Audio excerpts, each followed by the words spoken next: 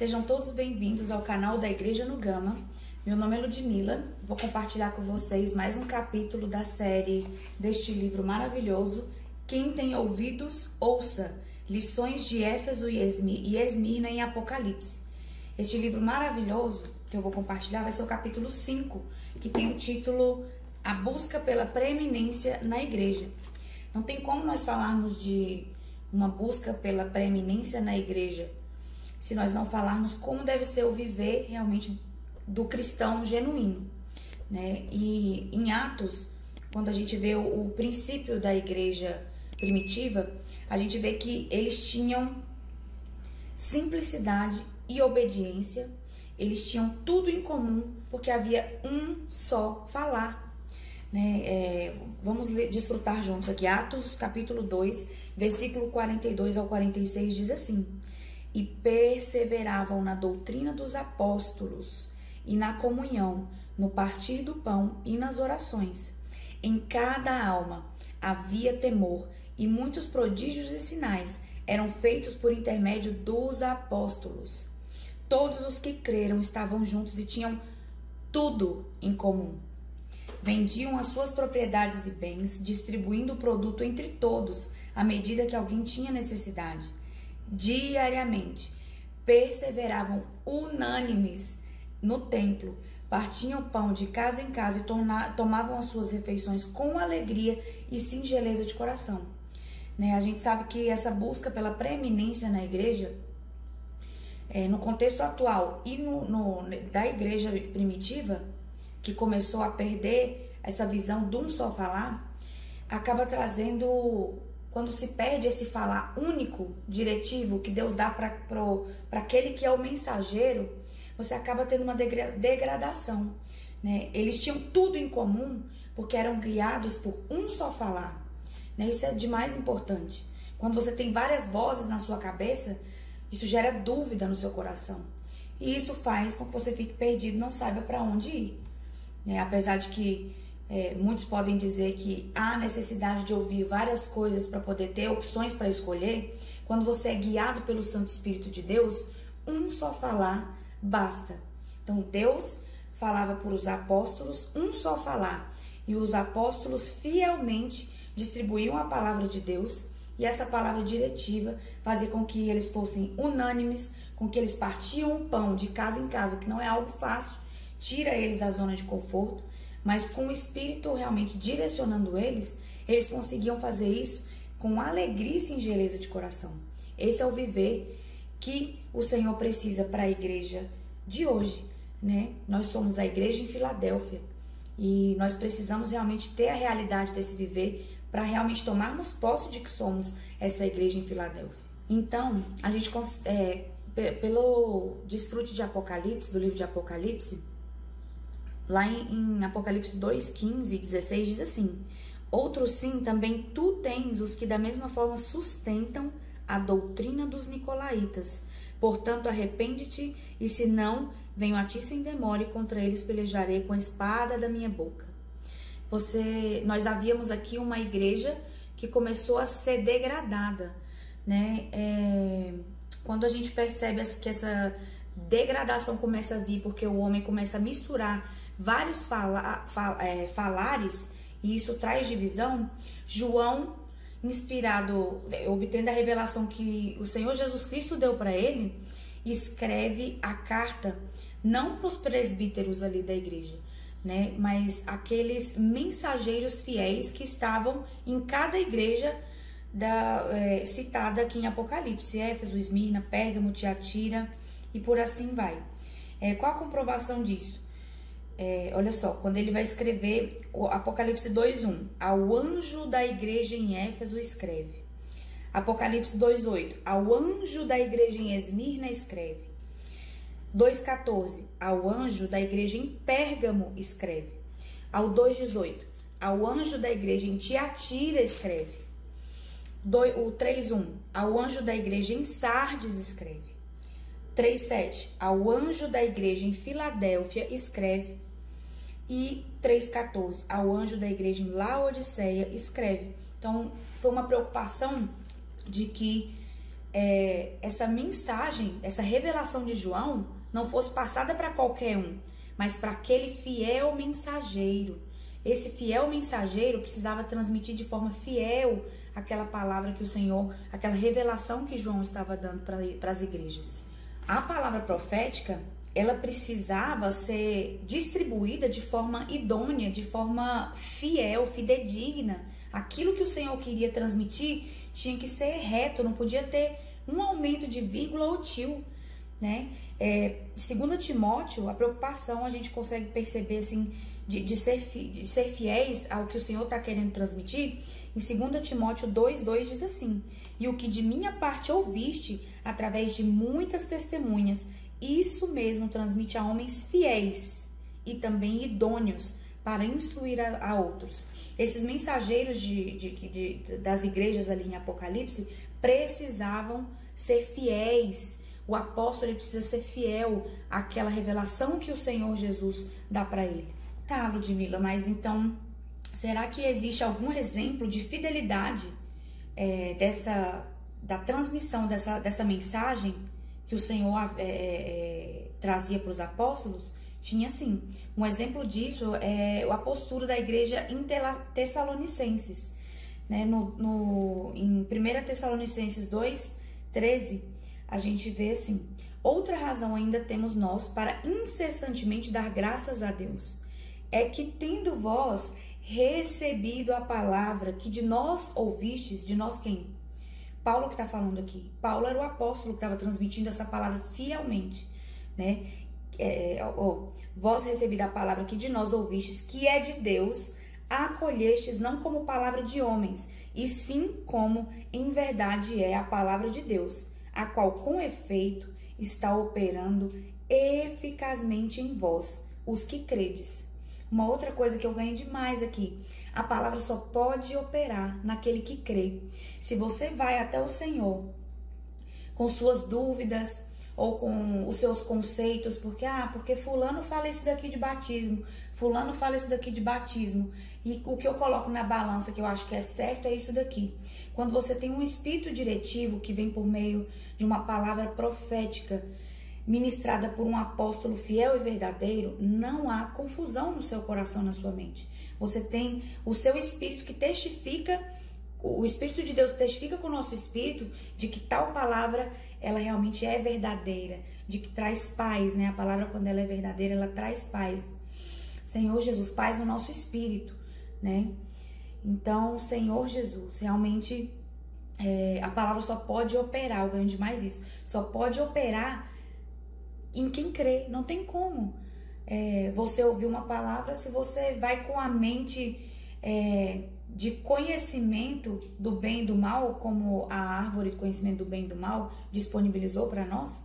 Se a gente vai com essa mente, querendo conhecer, querendo saber significados, sem simplicidade nenhuma, realmente não tem como a palavra operar nada em nós. Então nós temos que ter um coração simples, um coração obediente, né, que ouve esse falar do Senhor por meio desse mensageiro fiel, crê e em nós opera esse poder. Em Apocalipse 1:1, a gente vê que primeiro o Senhor Jesus, ele revelou isso para uma pessoa só.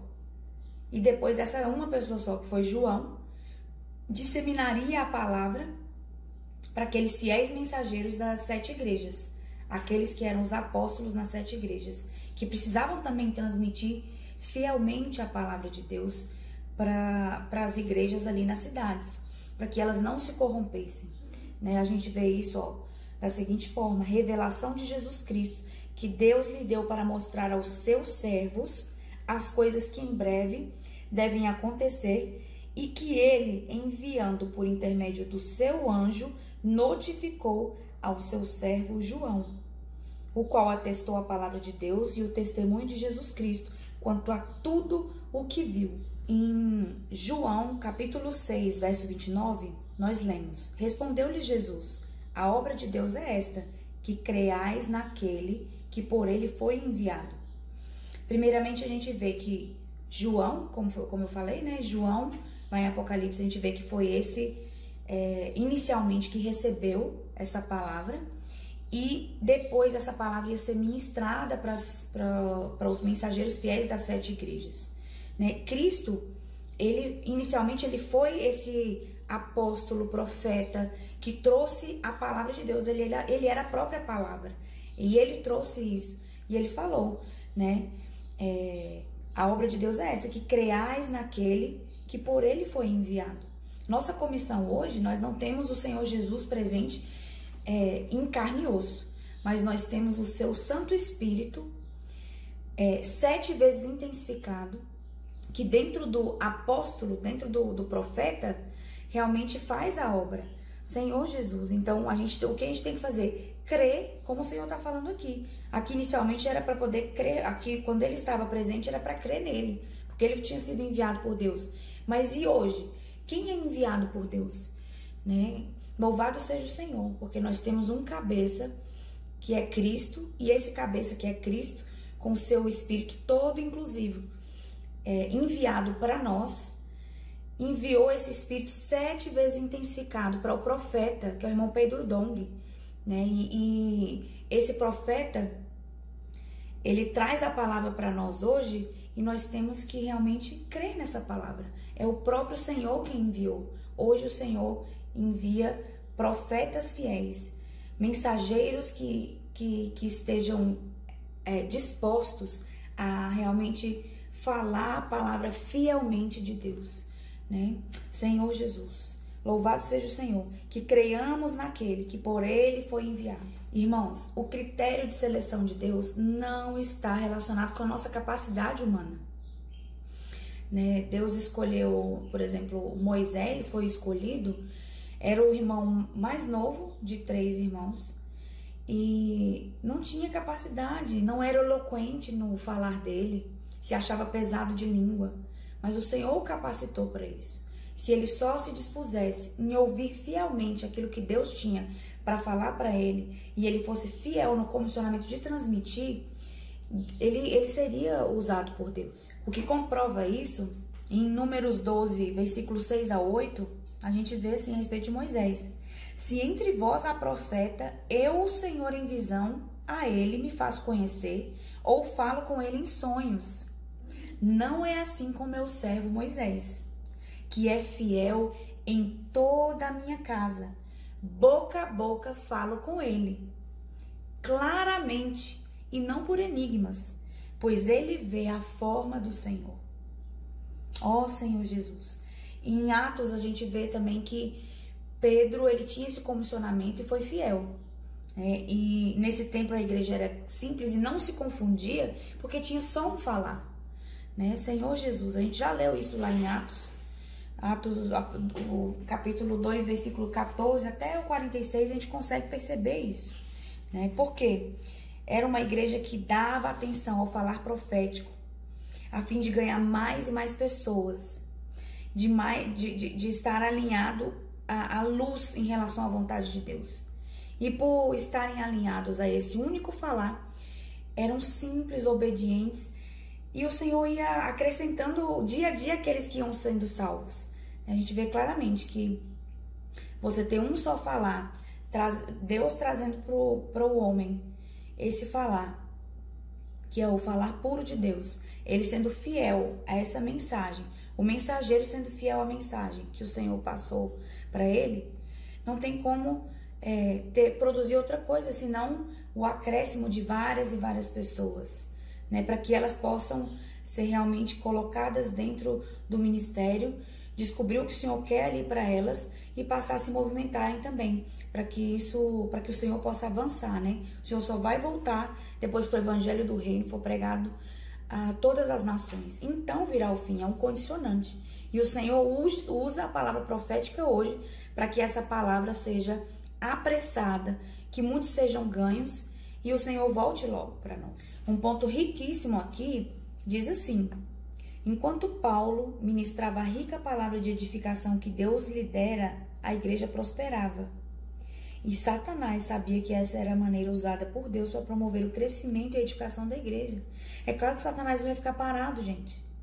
Então o inimigo usou os judeus crentes, aqueles que estavam ali para também ouvir a palavra, ali de dentro daqueles que estavam desfrutando, tinham aqueles que estavam ouvindo com a palavra e arrazoando demais na mente, falando que aquele dali, esse negócio aí que Paulo está explicando não é de Deus, não. Não é só isso daí, não. Tem que seguir fielmente a lei, né? Tem que se circuncidar, tem que seguir algumas coisas que depois que o Senhor Jesus veio, não havia necessidade. Porque o Senhor Jesus, ele se importa com a vida, e não com o segmento de leis que a gente vai perceber que a gente não vai dar conta. O Senhor, ele segue, o Senhor e Paulo seguiam a linha do Espírito e da vida. E os judaizantes, os judeus crentes, saduceus, fariseus, tinham um viver que era totalmente embasado na letra, na morte, né? 2 Coríntios 3:6 diz, o qual nos habilitou para sermos ministros de uma nova aliança. Não da letra, porque a letra mata, mas o Espírito vivifica. Então não adiantava nada eles quererem realmente mostrar, e estavam embasados na palavra, inclusive, mostrar na palavra que o certo e o errado era aquilo. Se eles não tivessem vida, espírito e vida, aquilo ali seria morte, né? Mas é o Espírito que vivifica. E era isso que Paulo estava tentando mostrar para a igreja ali. Mas por quê? Por que esse povo começou a ir contra o que Paulo estava falando? Eles antes tinham uma preeminência na igreja, né?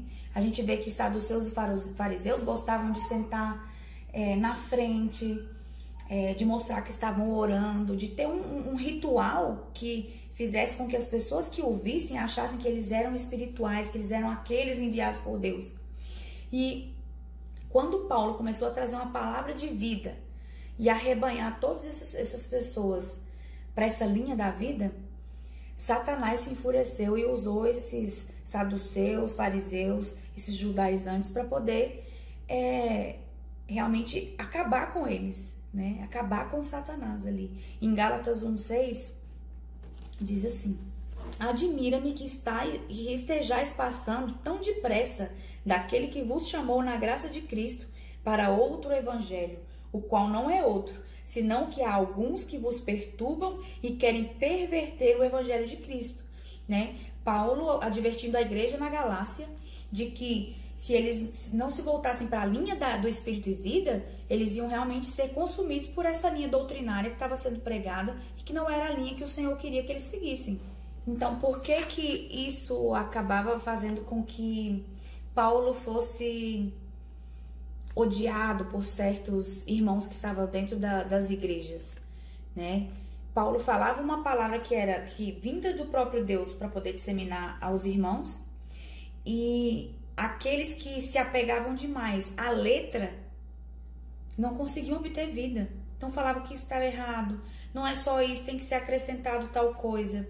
E além disso, o viver de posição que eles tinham, de preeminência, onde eles eram meio que adorados, ou vistos como aqueles que eram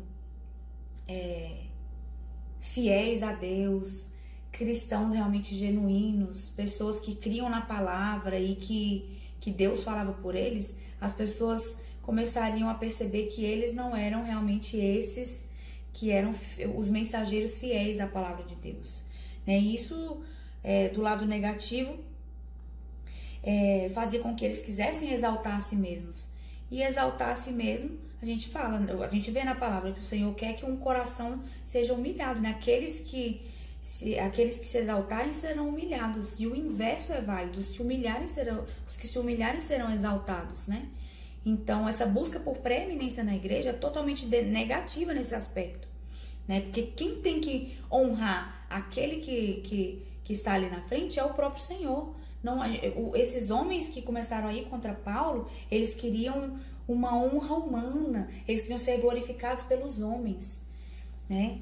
E não é isso que o Senhor quer, não é isso que o Senhor quer para a sua igreja, né? Quem tem que ser glorificado é o Senhor, né? É o Senhor, e se essa glória vem para o homem, é o próprio Deus quem dá, né? Não pode ser vindo de homens, para que esse homem que esteja nessa posição de encabeçamento, de direção do povo, não se ensoberbeça, né? E realmente se desvie ali dos caminhos do Senhor, né? Para que o orgulho não entre em seu coração. E é assim na vida da gente também. Um pouquinho que a gente é exaltado, elogiado, a gente já infla o peito e já se acha alguma coisa. Então tem um temor muito grande de receber glória de homens, né? Esse era o problema, essa busca de preeminência na igreja trouxe essa degradação por isso, porque as pessoas começaram a trazer vários falares de eu que estou certo, Paulo não está certo, Pedro não está certo, eu estou certo, né? E porque eles estavam perdendo essa questão de serem glorificados, né, pelo povo. Na palavra, a gente consegue perceber que Satanás, depois de perceber que esse mover do espírito e da vida trazido por meio dos profetas estava produzindo muita vida e ele queria barrar isso, então a gente vê 2 tiros certeiros que foram um contra o falar profético e um contra as autoridades na igreja. Então, foram levantando-se pessoas negativas para poder destruir o falar profético e as autoridades que o Senhor tinha instituído dentro da vida da igreja naquela época. Então, esses 2 tiros de Satanás contra a obra de Deus, o primeiro contra a palavra profética, o segundo contra as autoridades que o Senhor havia instituído, a gente consegue verificar aqui em 3 João, versículos de 9, 10 e 11. Escrevi alguma coisa à igreja, mas Diótrefes, que gosta de exercer a primazia entre eles, não nos dá acolhida. Por isso, se eu for aí, far-lhe-ei lembrar das obras que ele pratica, proferindo contra nós palavras maliciosas. E não satisfeito com essas coisas, nem ele mesmo acolhe os irmãos, como impede os que querem recebê-los e os expulsa da igreja. Senhor Jesus, amados, não imites o que é mal, senão o que é bom. Aquele que pratica o bem procede de Deus. Aquele que pratica o mal jamais viu a Deus. Então, você vê que por um lado, a gente tem Diótrefes, que foi um irmão da igreja, que começou a trazer esse espírito divisível para dentro da igreja com outros falares, que gerou um esfriamento, né, das pessoas que iam ouvindo. Quando você traz quando tem esse espírito divisível, não há produção de vida, né? Então, em contrapartida, o Senhor usou Gaio, né? Quem foi Gaio, né? Em contrapartida, a gente tem o Diótrefes, que foi um exemplo negativo, né, de Satanás tentando derrubar a palavra profética e as autoridades que foram instituídas por Deus na igreja. Mas Gaio, em 3 João também, diz assim, amado, procedes fielmente naquilo que praticas para com os irmãos, e isto fazes mesmo quando são estrangeiros, os quais, perante a igreja, deram testemunho do teu amor. Bem farás encaminhando-os em sua jornada por modo digno de Deus, pois por causa do nome foi que saíram, nada recebendo dos gentios. Portanto, devemos acolher esses irmãos para nos tornarmos cooperadores da verdade, né? Ó Senhor Jesus, a gente vê que haviam irmãos que amavam a palavra profética também, né? É um exemplo de um irmão que não se ensoberbeceu como Diótrefes fez. Esse deve ser o mover do nosso coração, né? De acatar a palavra profética com amor, né? De realmente ser um com aquele falar que está sendo dito, para que a gente possa ser abençoado. Feliz e abençoado é aquele que ouve a palavra profética e a pratica, né? Senhor Jesus. Irmãos, não é fácil você ser aquele que é comissionado para poder levar a palavra de Deus. Não é. Seja na posição de profeta, de apóstolo, de presbítero, de diácono. Senhor Jesus. Cada posição dentro do corpo traz um sofrimento, tem que trazer um sofrimento. Que a gente está completando os sofrimentos de Cristo aqui. Servir a Deus não é uma tarefa fácil. mas principalmente para aqueles que estão lá acima, né? Que recebem direto a palavra de Deus, né? Os apóstolos, eles sofrem, né? Pedro, em 1 Pedro a gente consegue perceber, 5:1 diz assim: rogo, pois, aos presbíteros que há entre vós, eu, presbítero como eles, a testemunha dos sofrimentos de Cristo e ainda coparticipante da glória que há de ser revelada. O interesse de Paulo, de Pedro, não era de obter lucro financeiro com a palavra de Deus. Era de ser fiel ao transmitir a palavra de Deus. Mas isso trazia sofrimento. Você imagina você tentar inculcar a palavra dentro das pessoas, porque você está doidinho com aquilo que você recebeu, e as pessoas darem ouvido a vários tipos de falar e não estarem ganhando a visão que o Senhor comissionou para aquele profeta passar. É muito doloroso, irmãos. É muito doloroso, né? Além de dispor do tempo sem a família, do tempo que você poderia estar desfrutando outras coisas e abrir mão de coisas que você, da sua vida, que você poderia estar desfrutando e não pode por conta, não é que não pode, você deseja sofrer por Cristo. É uma posição onde você deseja sofrer por Cristo, por ser fiel à palavra, né? Não é para qualquer um, nem todo mundo está disposto a isso, né? E aqueles que se levantavam contra não estavam dispostos em pagar o preço, não estavam dispostos em pagar o preço. Os presbíteros têm a função de pastorear o rebanho de Deus, e isso não deve ser algo feito por obrigação ou por amor à posição, mas voluntariamente, sem nenhum interesse ou ganho pessoal. Esse é o viver de um presbítero, né? De uma pessoa que serve ao Senhor, né?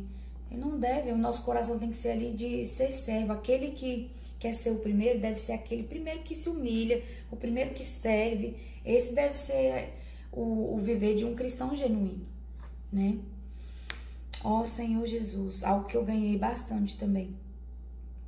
O caminho que devemos trilhar é o de servir ao Senhor na igreja, passar pelos sofrimentos, perseverar e adquirir resiliência.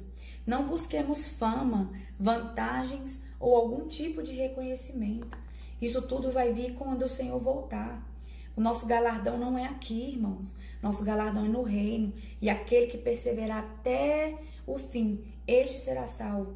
É uma corrida onde a gente tem que continuar correndo. A gente não pode desistir. Não podemos desistir. A gente não pode se apegar a algo que não vale a pena, né? O mundo hoje traz diversas coisas que tentam ocupar o vazio do nosso interior. Porque mesmo cristãos, quando a gente deixa de desfrutar um pouquinho de quem o Senhor é, o vazio se instala. E Satanás aproveita essas brechas, esses vazios, para poder colocar dúvida no seu e no meu coração. Então, o que a gente tem que fazer? A gente é responsável por não deixar com que essas brechas, esses vazios se instalem. Diariamente a gente tem que perseverar como a igreja primitiva, em oração, é jejum, é o congregar, é o compartilhar a palavra. Liga uma palavra, liga o YouTube, uma mensagem para você ouvir no YouTube, hinos para você desfrutar. Leia a Bíblia, leia livros espirituais que vão te levar para o Espírito e ouça a palavra profética. Ouça a palavra como essa palavra que temos ouvido tem nos direcionado, tem produzido muito fruto. Você vê jovens que se sentiam um nada e que se você olha, você não dá nada por eles mesmos. Meu Deus, você vê uns menininhos de 4 anos pregando a palavra, orando pelas pessoas na rua, mas produzindo com tanta violência aquilo que o Senhor quer. Você vê que realmente só pode ser a mão soberana de Deus sobre isso, né? Senhor Jesus. Então não vamos nos apegar àquilo que vai produzir conforto momentâneo para nós.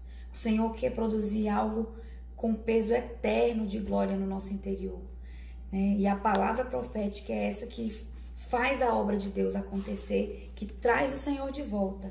Senhor Jesus. Ó Senhor Jesus, Senhor Jesus. Devemos ser movidos pelo amor ao Senhor Então, Paulo é um exemplo, um modelo maravilhoso para nós, né? De sofrer os sofrimentos de Cristo, né? E não é, como eu já falei anteriormente, não é qualquer um que está disposto a passar por esses sofrimentos, né? Senhor Jesus. A partir em 2 Coríntios 11, a partir do 24. 5 vezes recebi dos judeus uma quarentena de açoites menos um. Fui 3 vezes fustigado com varas, uma vez apedrejado, em naufrágio 3 vezes. Uma noite e um dia passei na voragem do mar, em jornadas muitas vezes, em perigos de rios, em perigos de salteadores, em perigos entre patrícios, em perigos entre gentios, em perigos na cidade, em perigos no deserto, em perigos no mar, em perigos entre falsos irmãos, em trabalhos e fadigas, em vigílias muitas vezes, em fome e sede, em jejuns muitas vezes, em frio e nudez. Além das coisas exteriores, há o que pesa sobre mim diariamente, a preocupação com todas as igrejas. Senhor Jesus, Paulo era movido por um amor muito grande pela palavra, pelo Senhor, pela sua palavra.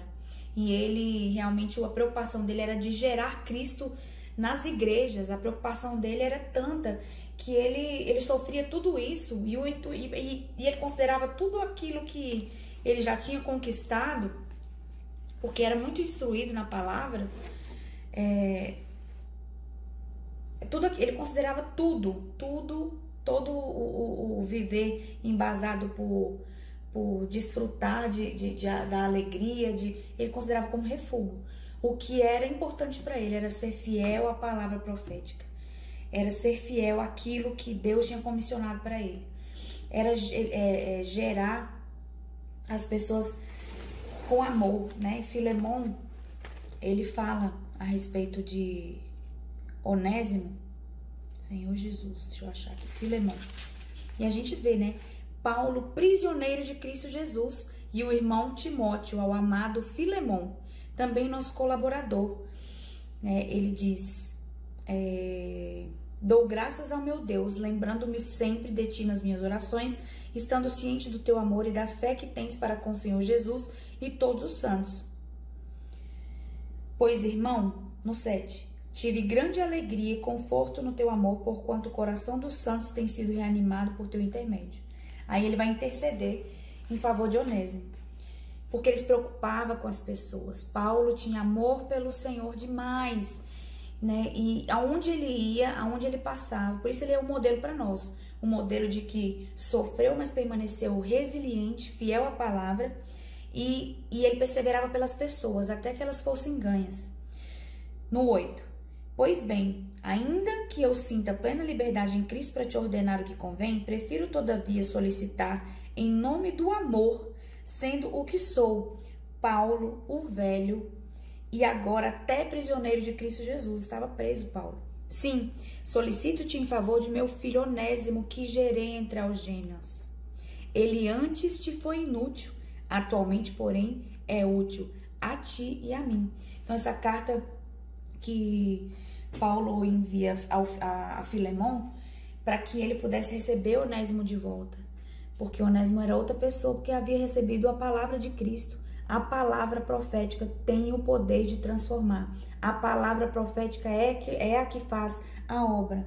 Por fim, o que o Senhor quer para que as pessoas que servem ao Senhor não busquem preeminência na igreja, é que nós tenhamos um coração puro, uma consciência boa e uma fé sem fingimento.